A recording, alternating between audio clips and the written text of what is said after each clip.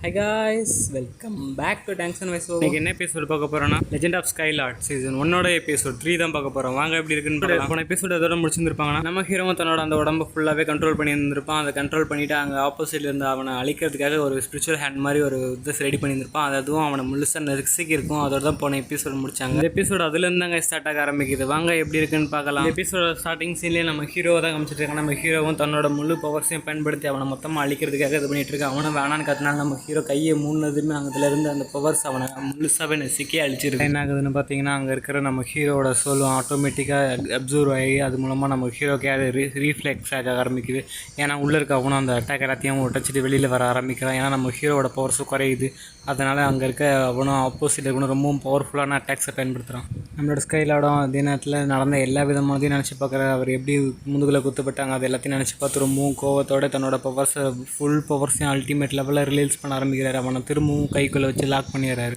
அதெல்லாம் சின்ன கட் பண்ணிட்டு நம்ம ஹீரோனை தூக்கிட்டு போனவனை தான் காமிச்சிட்டு இருக்காங்க. அவனுக்கும் நம்ம ஹீரோக்கும் வேறு லெவலில் ஃபைட் போயிட்டு இருக்கு. ஹீரோவும் விட்டு கொடுக்காம வேறு லெவலில் தான் ஃபைட் பண்ணிட்டு இருக்கான். பட் இருந்தாலும் ஆப்போசிட் இருக்கணும் ரொம்பவும் பவர்ஃபுல்லாக தன்னோட பவர்ஸை ரிலீஸ் பண்ணுறான். நம்ம ஸ்கைலாடும் அவங்களோட பவர்ஸை ஃபுல்லாக கொடுத்து நம்ம ஹீரோக்கு ஹெல்ப் பண்ணிட்டு இருக்காரு. பட் இருந்தாலும் நம்ம ஹீரோவால் அந்தளவுக்கு அட்டாக் பண்ண முடியல. அவன் பண்ணுற அட்டாக்கை டாச் மட்டும்தான் பண்ண முடியுது. ஆப்போசிட் இருக்கணும் தன்னோட கையில் ஃபுல் பவர்ஸையும் கேதர் பண்ணிக்கிட்டு நம்ம ஹீரோவை அட்டாக் பண்ண வந்துட்டு இருக்கான். நம்ம ஹீரோவை அதிலேருந்து ரொம்ப ஈஸியாகவே டாச் பண்ணுறான். அது இருந்தாலும் பட் அவன் பண்ண அந்த அட்டாக் பின்னாடி இருந்த பாறையில் பட்டு அந்த பாறையை நொறுக்கிடுது. ஏன்னா அந்தளவுக்கு பவர்ஃபுல்லான அட்டாக்ஸ். அதுக்காக சொல்கிறேன், இந்த அட்டாக்ல நீ தப்பிச்சிருக்கலாம். அடுத்து பண்ண போகிற அட்டாக் உன்னால் கண்டிப்பாக சமாளிக்கவே முடியாதுன்னு சொல்லிட்டு அவனும் தன்னோட ஃபுல் வேவ்ஸ் பவர்ஸையும் ரிலீஸ் பண்ண ஆரம்பிக்கிறான். அதன் மூலமாக அந்த இடத்துல ஒரு பெரிய ஒரு பவர் வேவ்ஸை கிரியேட் ஆக ஆரம்பிக்குது. அது எல்லாத்தையும் பார்க்கறதுக்கு அங்கே இதுவே அல்டிமேட்டாக தான் இருக்குது. பட் இருந்தாலும் அவனும் தன்னோட கையில் ஃபுல் பவர்ஸையும் திரும்பவும் கேதர் பண்ண ஆரம்பிக்கிறான். அது ஒரு பால் மாதிரி ரெடியாக ஆரம்பிக்கும். பவர்ஸ் மூலமாகவே சுற்றி நெருப்பெரிய விடுறான். நம்ம ஹீரோவை சுற்றிலும் நெருப்பு எரிஞ்சிக்கிட்டு இருக்கா. இருந்தாலும் நம்ம ஹீரோ அதை வந்து எப்படியா தப்பிக்கன்னு ட்ரை பண்ணும்போது அவன் டக்குன்னு தன்னோட வெப்பனை எடுத்துகிட்டு வந்து நம்ம ஹீரோ அட்டாக் பண்ணுறதுக்காக திரும்ப அவனே உள்ளே வந்துடுறான். தன்னோட வெப்பன்ஸோட ஃபுல் பவர்ஸையும் பயன்படுத்திட்டு நம்ம ஹீரோவை அட்டாக் பண்ணுறதுக்காக அவன் உள்ளே வந்துட்டு இருக்கும்போது நம்ம ஹீரோவும் அதோட அட்டாக்கை டாச் பண்ண மட்டும்தான் முடியுது. ஏன்னா அவனால் நம்ம ஹீரோவால் அதிகபட்சம் அந்த அட்டாக் எதுவுமே பண்ண முடியல. ஏன்னா அவ்வளோ பவர்ஃபுல்லான அட்டாக்ஸை பயன்படுத்திக்கிட்டு இருக்கான். முன்னே இருந்ததை விட இன்னும் பவர்ஃபுல்லான அட்டாக்ஸ் மூலமாக நம்ம ஹீரோவை அட்டாக் பண்ண ஆரம்பிக்கிறான். நம்ம ஹீரோவும் அதை எல்லாத்தையும் ஃபயர் பால் மூலமாகவும் திரும்ப ரிட்டன் அட்டாக் பண்ணாலும் அவன் அதை எல்லாத்தையும் ஈஸியாகவே டாச் பண்ணிட்டு அட்டாக் பண்ணிடுறான். நம்ம ஸ்கைலார்டும் சொல்லிட்டு இருக்காரு, இந்த மாதிரிலாம் அட்டாக் பண்ணால் கண்டிப்பாக நீ செத்து தான் போகிற அப்படின்னு சொல்லிட்டு அவரும் சொல்லிட்டு அவனோட அட்டாக்கிங் ஸ்கில்ஸை ஃபஸ்ட்டு கவனி, அதுக்கப்புறம் நீ அட்டாக் பண்ண, இல்லைனா கண்டிப்பாக நீ செத்து தான் போகணும் அப்படின்னு சொல்லிட்டு அவரும் சொல்லிட்டு இருக்காரு. பட் இருந்தாலும் நம்ம ஹீரோ அவனோட இதில் தான் அட்டாக் பண்ணிகிட்டு இருக்கான். கரெக்டாகவே சொல்கிறதுக்கு ஏற்ற மாதிரி அட்டாக் பண்ண மாட்டேங்கிறான். அதாவது நம்ம ஹீரோக்கிட்டே வந்து கெஞ்சிரான், இல்லை என்னால் இதுக்கப்புறம் உனக்கு எந்த ஒரு ஹெல்ப்பும் பண்ண முடியாதுன்னு சொல்லி நம்ம ஸ்கைலார்டும் நம்ம அவனோட கையவே தட்டி விட்டுறாரு. எல்லாத்துக்கும் இப்போ என்ன தான் ஒரு வழி அப்படின்னு சொல்லிட்டு நம்ம ஹீரோ இதில் ஓடிக்கிட்டு இருந்தாலும் நம்ம ஹீரோ கிட்ட தான் கெஞ்சிக்கிட்டு இருக்கான். ரொம்பவும் எனக்கு ஏதாவது ஒரு ஹெல்ப் பண்ணுங்க அப்படின்னு சொல்லிட்டு கெஞ்சிட்டு இருக்கான். பட் இருந்தாலும் நம்ம ஸ்கைலார்டு வந்து திரும்பவும் அவனோட கையை தட்டி விட்டுறாரு. இல்லை கண்டிப்பாக என்னால் உனக்கு எந்த ஒரு ஹெல்ப்பும் இதுக்கப்புறம் பண்ண முடியாது. கண்டிப்பாக உன் உடம்பை நான் கண்ட்ரோல் எடுத்தால் மட்டும்தான் என்னோடய முழு பவர்ஸை நான் இது பண்ண முடியும். கண்டிப்பாக உன் முழு பவர்ஸை நான் எடுத்தேன்னா உன்னோட சோல் மொத்தமாக அழிஞ்சு தான் போகும் அப்படின்னு சொல்லிட்டு நம்ம ஸ்கைலார்டு அவன்கிட்ட சொல்லிட்டு இருக்காரு. ஹீரோவை அவன் அடித்து பறக்க விட ஆரம்பிக்கிறான். அவனோட வெப்பன் மூலமாக ஒரே அட்டாக் தான். அதுலேயே நம்ம ஹீரோ ரொம்ப தூரம் மறந்து போய் தான் விழுகுறான். ஏன்னா அவனோட அட்டாக்ஸ் ஒவ்வொன்றும் அந்தளவுக்கு ரொம்பவும் பவர்ஃபுல்லாக தான் இருக்குது.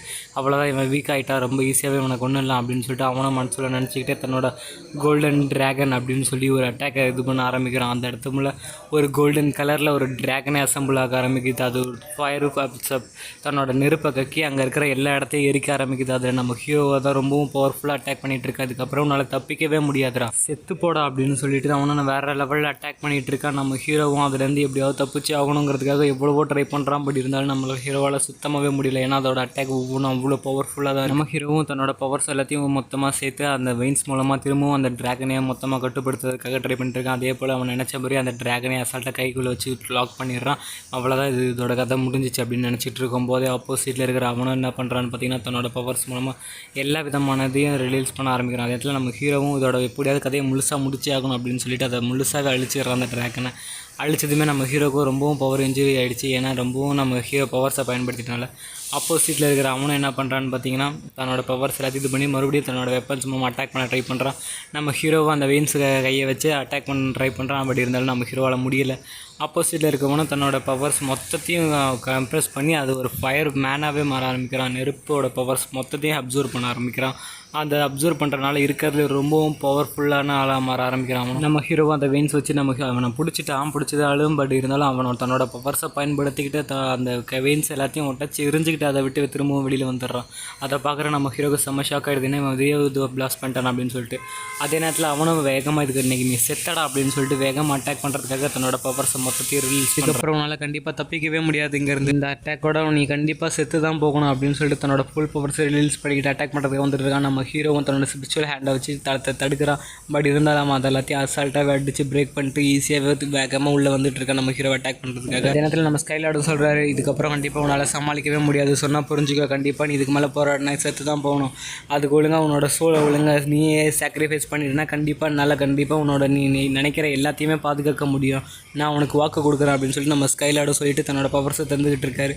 பட் இருந்தாலும் நம்ம ஹீரோ என்னால் முடிஞ்சளவுக்கு நான் மோதி பார்க்குறேன் அப்படின்னு சொல்லிட்டு தன்னோட பவர்ஸை முழுசாக ரிலீஸ் பண்ணிட்டு அட்டாக் பண்ண போகிறோம். சீட்டில் இருக்கணும் தன்னோட சாதாரண அட்டாக்ல என்ன அட்டாக் பண்ணிட்டு நினைக்கிறியா, இதுக்கு மேலே நல்லா போராட முடியாதுன்னு சொல்லிட்டு தான் நம்ம ஹீரோவும் கொஞ்சம் கொஞ்சமாக தன்னோட சோல்ஸை அழிச்சிக்க ஆரம்பிக்கிறான். அழிச்சிட்டு நம்ம ஹீரோக்கிட்ட வந்து கண்டிப்பாக நீங்கள் கொடுத்த வாக்கை காப்பாற்றுவீங்க, வேண்டப்பட்டவங்க எல்லாத்தையும் ப்ரொடெக்ட் பண்ணியிருக்கதா நீங்கள் சொல்லியிருக்கீங்க அப்படின்னு சொல்லிட்டு மாதிரி நம்ம ஹீரோவும் அவனோட எல்லாத்தையும் நடக்கிற எல்லாத்தையும் காமிச்சிட்டு இருக்கான். அவன் இன்னும் சேஃபாக தான் இருக்கா அப்படின்னு சொல்லிட்டு. அப்போது சரி, நான் கண்டிப்பாக உங்களுக்காக என்னோடய சோலை அழிச்சிக்கிறேன், கண்டிப்பாக இதுக்கப்புறம் அவள் உயிரோடு இருப்பாங்கிற அந்த நம்பிக்கை, நீங்கள் கொடுத்த வாக்கை கண்டிப்பாக மீறக்கூடாது, இதுக்கப்புறம் நான் அவங்க கூட இருக்க மாட்டேன் அப்படின்னு சொல்லி அவங்ககிட்ட அந்த பொண்ணுக்கிட்ட சொல்லி ஹீரோயின்கிட்ட சொல்லி ஃபீல் பண்ணிகிட்டு நான் உன்னை என்றைக்குமே மறக்க மாட்டேன், அதே நேரத்தில் சீனியர் நீங்கள் கொடுத்த வாக்கை மீறவே மாட்டாது அப்படின்னு சொல்லிட்டு நம்ம ஹீரோ கிட்ட சொல்லிட்டு இருக்கோம். அப்படின்னு சொல்லிக்கிட்டே அவன் உடம்பு கொஞ்சம் கொஞ்சமாக காற்றுல மறைய ஆரம்பிக்குது.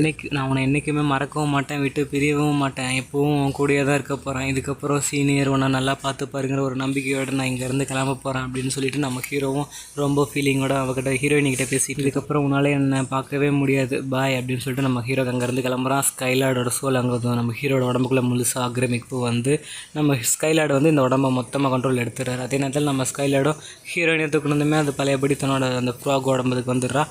அதோட ஓகே அப்படின்னு சொல்லிட்டு நம்ம ஹீரோவை அங்கேருந்து கிளம்புறதோட இந்த எபிசோட முடியுது கைஸ். நெக்ஸ்ட் எபிசோட் நாளைக்கு பார்த்துக்கலாம். வீடியோ பிடிச்சிருந்தா லைக், ஷேர், சப்ஸ்கிரைப் மறக்காம பண்ணிவிடுங்க. Bye bye guys.